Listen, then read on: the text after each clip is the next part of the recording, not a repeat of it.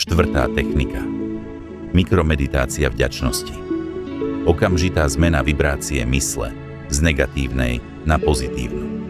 Postup. Zastavte sa a nájdite 3 drobnosti, za ktoré ste v tejto chvíli vďační. Začíname o 3, 2, 1. Napríklad, som vďačná. Vďačný za teplú kávu, pohodlnú stoličku,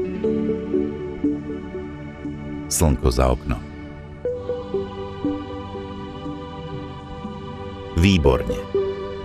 Túto techniku môžete použiť na zmiernenie pocitu stresu a frustrácie.